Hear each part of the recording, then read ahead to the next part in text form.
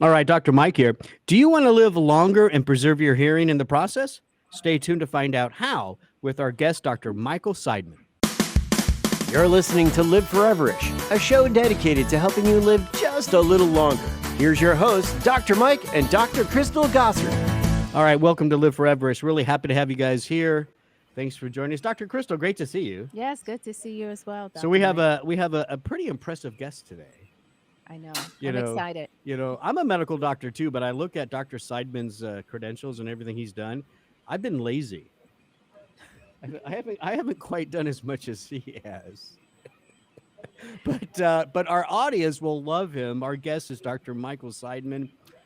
He's an expert on the molecular basis of aging, noise-induced hearing loss, all aspects of ears, nose, and throat surgery.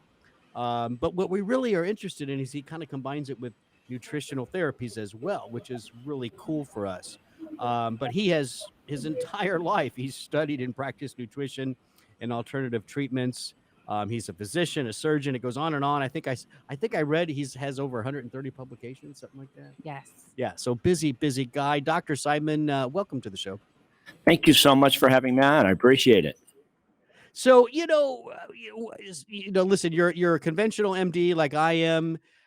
How and why did you get more interested in the nutritional aspect of just health and aging in general? Where's your story? How did you get to where you're at today? Oh, you don't even want to know, but I used to play semi-professional racquetball at University of Michigan in college, and I ate 8,000 calories a day, of which it consisted of pizza, nacho cheese, Doritos, and Coca-Cola. And yet I was in the School of Public Health studying human nutrition. So I Interesting. realized quite quickly that that was not a good thing to be doing, and I started to alter my diet, and I started to make supplements in my dorm room, and it went from there. Wait. Back up. Making supplements in your dorm room? Yes, yes, sir. For yourself or for other people as well? Well, it's fun. So I had vats of vitamin C, vitamin E, organic ginkgo biloba, gotu kola, different herbs that I thought were necessary, and I basically made powders in my room. So while everybody else was smoking pot and smoke was coming out of the room, they would go, "Yo, man, Seidman's got powders in his room. Let's check them out." And the powders happen to be very healthy powders for you. And then before I knew it, I was making them for professional athletes in the Detroit area, working with the Red Wings, with the Tigers, and the Lions, and a lot of my research as I went on and got my medical degree in University of Michigan was on aging and the molecular basis of aging and novel strategies to mitigate that.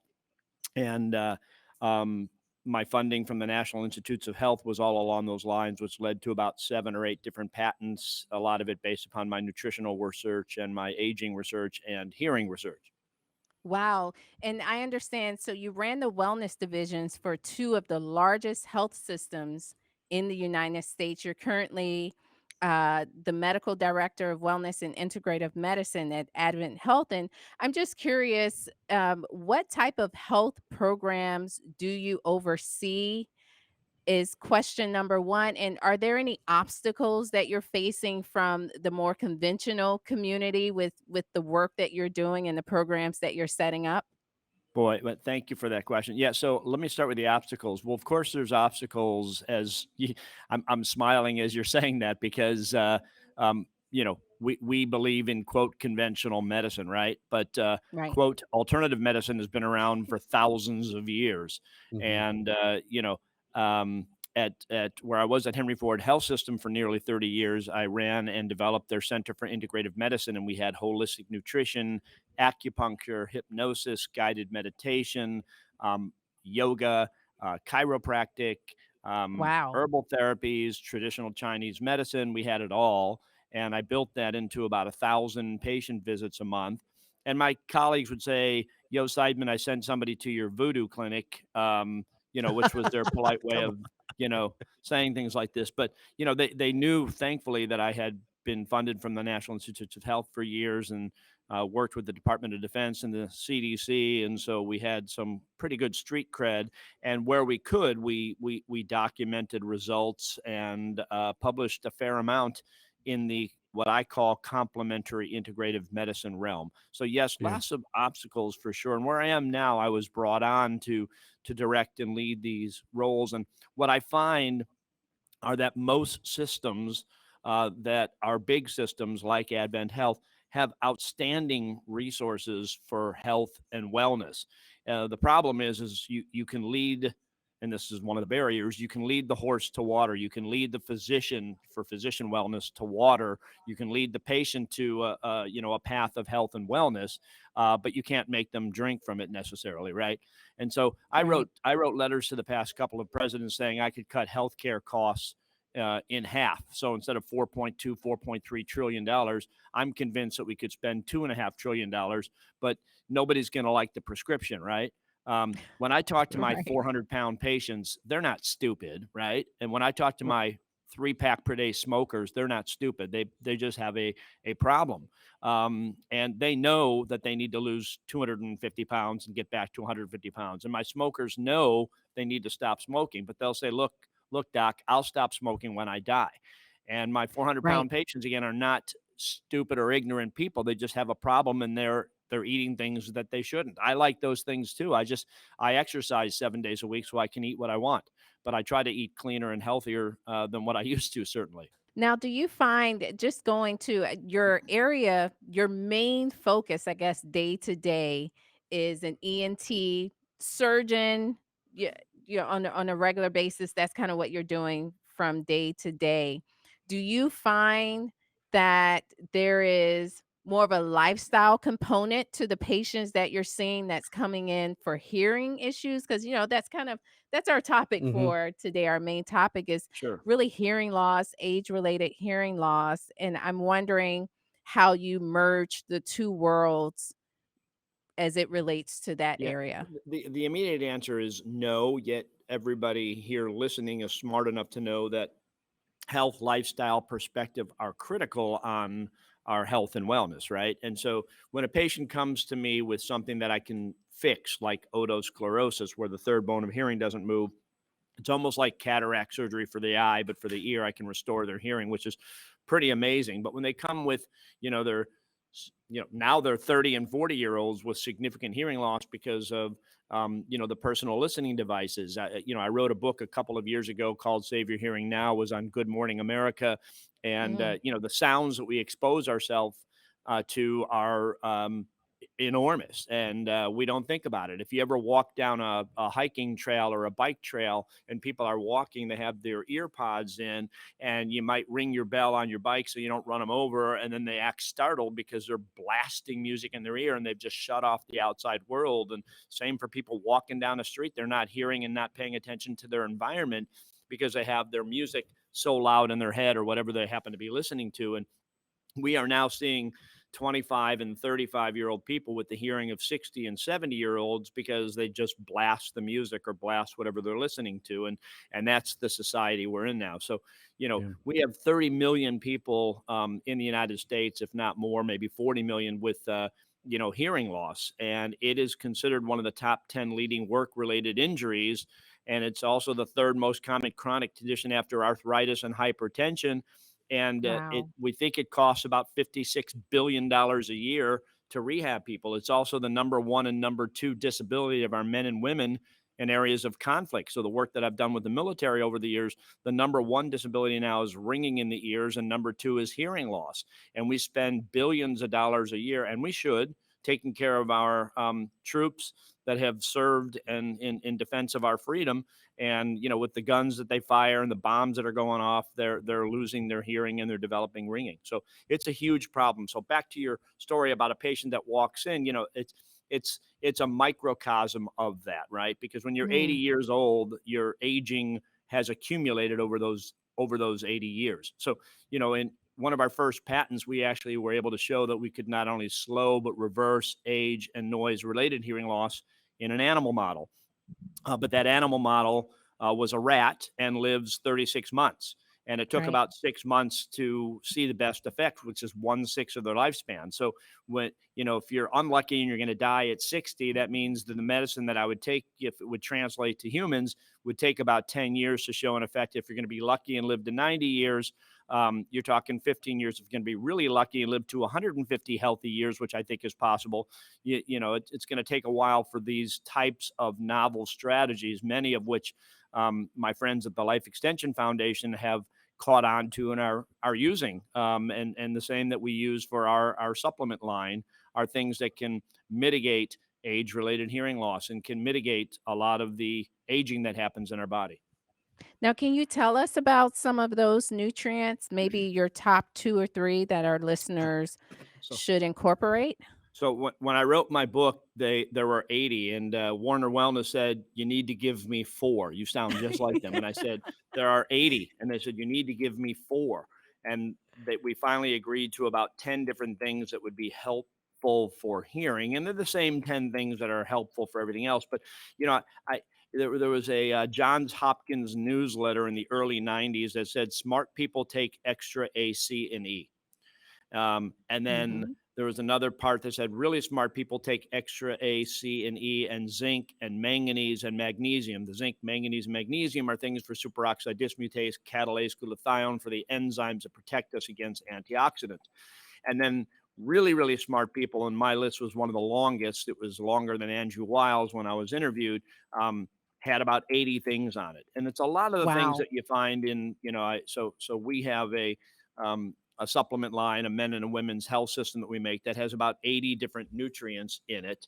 Um, but there's a lot of things that I think are important from the standard A, C, and E, but also acetyl L-carnitine and alpha lipoic acid and coenzyme Q10 and absorbable forms of glutathione and grapeseed extract and resveratrol and N-acetylcysteine. And so I know you asked for a couple, and I think I just rattled off about 10 No, I here. love that. I'll take 10, Yeah. the 10 that Okay, there you you go. And and that and you I had left to off narrow down. phosphatidylcholine and lecithin, which I think are very important. And some of our published work has shown that really helps maintain the integrity of the micro and macro vasculature in your body. So there's a lot of things that people should be doing. And if you take supplements that I've designed, you're going to get all that. And if it's a little hard. I love Life Extension Foundation, but they are the smorgasbord and have everything there. I've kind of packaged what I like to think into a men and a women system that works out very well and it's easy. Now, my dad, speaking of your work with military individuals, my dad's a Vietnam vet and he currently has ringing in his ears. Now he's going on 80, so he's a little bit older, but would you say that there any of these nutrients could help with that? And is the ringing, is that a sign that you're losing your hearing, or is it a different health Yeah. issue altogether? Yeah, so tinnitus or tinnitus is the medical term for any sound perceived to be coming from your ears or your head without an external sound source. 600 million people worldwide have it. I have it in my left ear. It comes and goes. It's not there all the time. When you have it in one ear, you get concerned about could you have a growth on your hearing nerve, and you should Mm, see an ear, nose, and throat surgeon for that. You may or may not end up getting an MRI. You'd for sure end up getting a hearing test. But the most common cause, to get to your point, is ringing. The most common cause is because of a high frequency hearing loss. And really, now, if you're over the age of 30 or 40 and a male, and pretty close to women now as well, you will typically have a high frequency hearing loss. And then the ear kind of manifests that as ringing in the ear. mm, And we sometimes think it's like a phantom phenomenon, right? So if you lose your right arm and somebody says my right thumb hurts, how is that possible? Well, it's possible because the right thumb still has a correlate in your brain, in your, if you remember the homunculus mhm, that you might have learned in sixth grade, that, on the left side of your brain, there's a spot that manifests where your right thumb is. Well, your arm's blown up, but that spot in your brain is still there. So it's like a phantom mhm, phenomenon.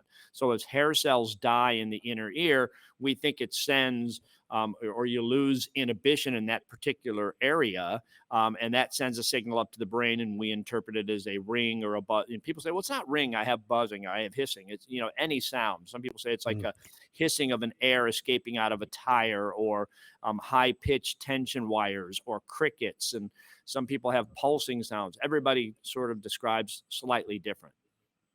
Okay, well, so what I would like to do for our listeners is just give us one more time that rundown of nutrients. Not 80. Just so I Oh my God. have Yeah. So carnitine, acetyl L-carnitine, yeah, phosphatidylcholine, a good, would you say a multivitamin, multi-mineral formula?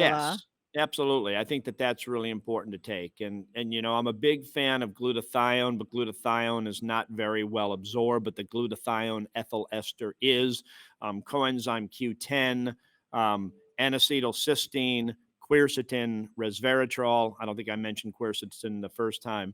And the multi minerals, as you mentioned, like the manganese, the zinc, the copper, things of that nature that are I in take a most of very those. good, Yeah, so I'm doing pretty good.